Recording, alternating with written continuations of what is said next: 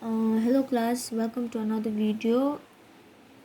So I have not yet received even like about 30% of assignment from the entire class, and you people are causing trouble for yourself because after your school reopens, all your assignments should be in your exercise book.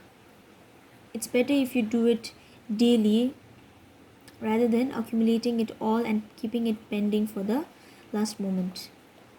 Okay, all I can do is tell you all to do it. It's up to you all.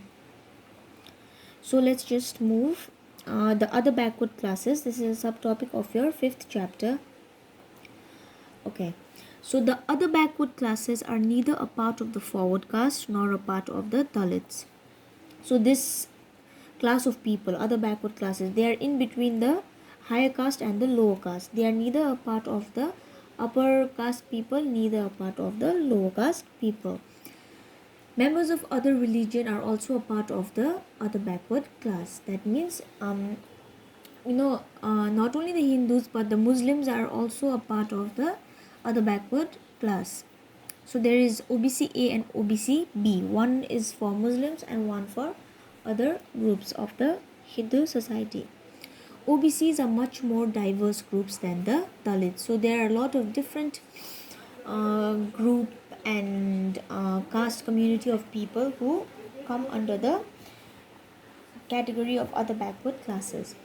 Jawaharlal Nehru appointed a commission to look into the welfare of the OBCs. Okay, so when Jawaharlal Nehru, when the government was being run by Nehru, that time he appointed a commission for the betterment and welfare of the OBC. So the first Backward Classes Commission, headed by Kaka Kalekar, submitted its report in the year 1953. So remember the dates and the name of the commission and who headed it. Okay. So in the late 1970s, the OBC issue returned to the central level.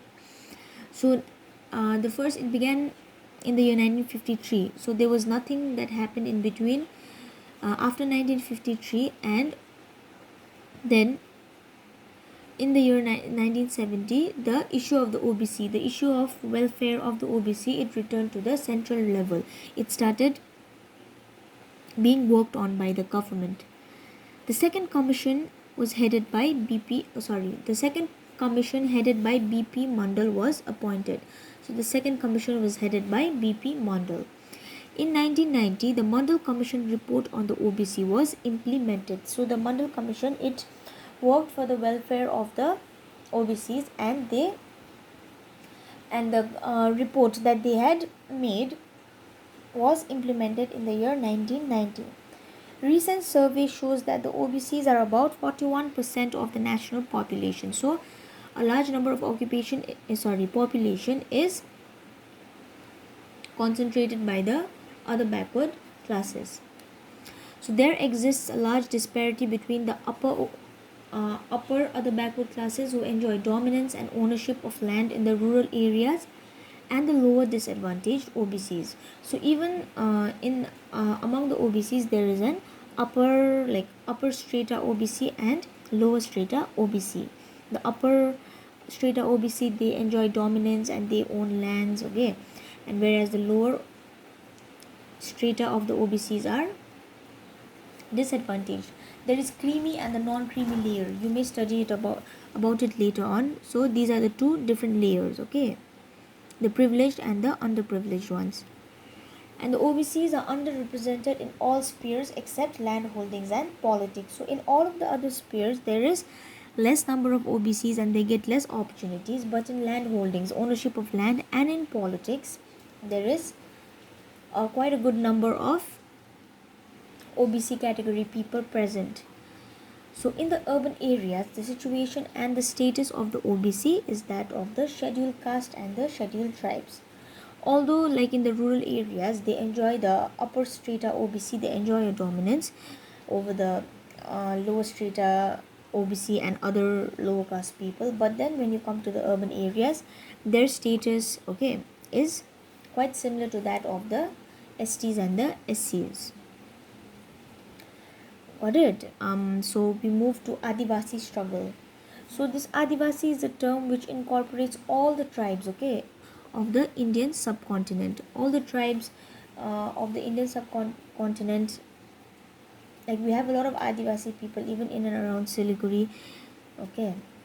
So the tribal people in the Indian subcontinent, they come under the wider term Adivasi. Adivasis are recognized by the Indian constitution as marked by poverty and powerlessness. So, like how the Indian constitution sees the STs and the SCs as poor and having less power and being dominated, the same way the Adivasis are also recognized as being poor and powerless. The Jana or the tribes are considered to be people of the forest or the hills. Like we studied tribes in the earlier chapter, that they live in the hills and forest, and all their occupation and their sustenance is dependent on the forest. Yeah. So at present, except in the northeast, there are no areas in India that are inhabited exclusively by tribals. So as you know, in northeastern India, like Meghalaya, Nagaland, and all of these states, there is like maximum of tribal population. But like apart from the northeast, there is no other such state or area in our country that is exclusively inhabited by the tribals. There are only certain tribal concentrated area. There are some villages, there may be some villages or small areas where there is tribal concentration, but there is no any such large scale area where only the tribals only, or only if the maximum number of people are the tribals. The non-tribals migrate to the areas of the tribal concentration, and the tribals move to other areas. So this we have read about it earlier also, like the non-tribal people, they migrate and they begin to live there live in areas where the tribals live, and as a result, slowly the tribals, they move out to other areas in search of jobs or in search of securing their identity. In tribal population areas, the economic and social conditions of the tribals aren't good. So the textbook is saying is that in areas where the tribal population is dominant, their economic and social conditions is not very good. The colonial government reserved the forests which were used by the Adivasis for their sustenance. Like you know, the tribals, they live in the forest and they are mainly dependent for their livelihood, for their sustenance on the forest. So as British Raj began, they began to reserve the forest. We have studied about this earlier. They began to take over the forest for commercial and industrial purposes, and the Adivasis were devoid of their only means of sustenance and livelihood. The forests were now used for maximizing the production of timber. The forests which were earlier used by the Adivasis to move their life forward was now being used by the government to produce timber. This deteriorated the condition of the Adivasis. As a result, the condition of the Adivasis began to fall. They were denied access to forest and they were forced to use the forest illegally or migrate in search of wage labor. So as their right to the forest was denied, as they were not allowed to go into the forest, either they could go to the forest illegally or they could migrate. They could go to some other place in search to work in factories or industries as wage labor. Even after independence, the forests were reserved by the government. Even after British Raj was over and the Indian government took over, the forests were still reserved by the government. The growing industrialization required mineral resources and power generation capacity, which were concentrated in Adivasi areas. So as industrialization began and factories and industries began to be set up and urban areas began to expand, mineral resources were required. A lot of resources were required to keep these factories, industries running. So all of these resources were found in the areas where the Adivasis lived, and these were the forests. As a result, millions of Adivasis were displaced. They were forced to move out of their area, which they called their own and which was their main means of livelihood, and they were asked to move without giving them any proper rehabilitation. Like I told you how city center was earlier a tribal area, yeah, and then like maybe last year or beginning of this year, on the way to Bagdogra there's an area where tribals live, but then these people, all their houses were broken down by the government, but the people were still living there um, in small this plastic houses, not plastic, they made their house using these plastics, and they were living there illegally. Not illegally, actually the government took over their place, and that and this displacement thing, it keeps happening. In the name of national development and economic growth, the Adivasis were deprived of the resources on which their life depended. So they were being displaced and they were being deteriorated in the name of national development and economic growth. So although the country is developing, but these people face a lot of trouble because of such developments.